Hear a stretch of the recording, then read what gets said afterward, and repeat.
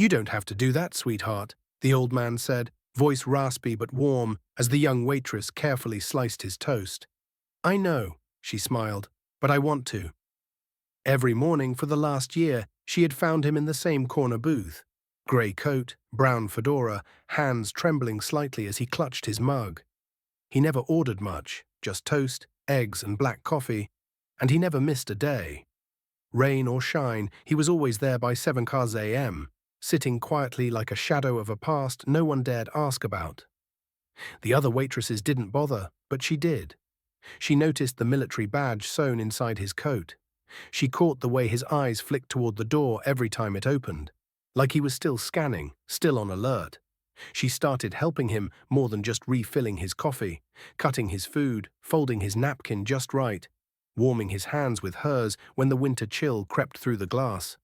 She didn't do it for tips. He barely had enough to pay his bill.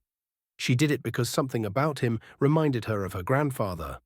Also a veteran, also forgotten. They talked sometimes. Not about the war, never about the war, mostly about music, or how coffee used to be 10 cents, or how no one sends handwritten letters anymore. It became their ritual, familiar, quiet, sacred. Then one morning, everything changed. She came in like always, tied her apron, grabbed the coffee pot, and turned toward his booth. But he wasn't alone. 4 large men in black suits stood around him, hands clasped in front, earpieces tucked behind their ears. And sitting across from him, 2 lawyers in crisp suits, briefcases on the table, papers spread like a contract negotiation. Her steps slowed, her smile faded. "What's going on?" she asked softly, approaching. The old man looked up, eyes bright, clearer than she'd ever seen. "Morning, kid," he said. "Have a seat." She hesitated. One of the lawyers gestured to the booth. "Please," he said, "Mr. Bennett asked for you personally." She sat, heart pounding. The lawyer opened a folder and slid a thick envelope across the table. "What is this?" she asked. The old man took her hand. "You've been kind to me. For a whole year. You treated me like a human when most people treated me like I was invisible. I never forgot that." "You don't have to thank me," she said, her voice shaking. "I'm not thanking you," he smiled. "I'm giving you something." Inside the envelope was a letter and a certified check. She blinked. "Is this real?" "It's very real," said the second lawyer. "Mr. Bennett is a retired colonel. What few people know is that after the military, he became a silent investor in several defense firms. Over the years, he accumulated quite a bit of wealth. He lived simply, but he kept his accounts growing." Her hands trembled as she held the check. 6 figures, a number she never thought she'd see in her lifetime. "This is too much," she whispered. "It's not enough," the old man replied. "You gave me something money can't buy, dignity. You saw me when no one else did. And now I want to see you rise." Tears welled in her eyes. The lawyers began explaining how the money was to be used. Tuition for nursing school, a car to get her there, and enough to support her family while she studied. The old man had planned it all, quietly, carefully. "I don't have family anymore," he said.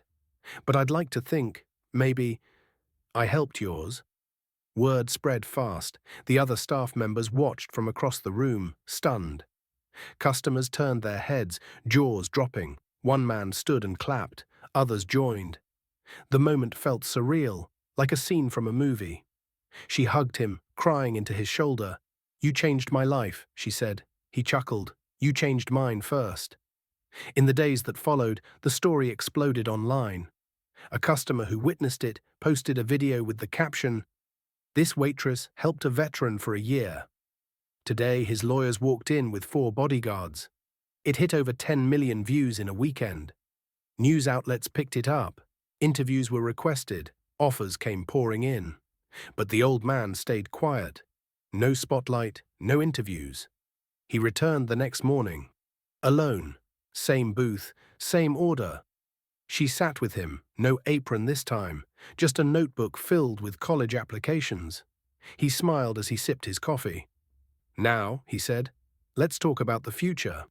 Because kindness, when given freely, always circles back. Sometimes it returns with lawyers, sometimes with applause, but always with impact. Before we end this story, let us know in the comment, where are you watching from? If this story moved you, don't forget to like this video, leave a comment, and subscribe for more powerful stories like this one. You never know, the next one might just change your life.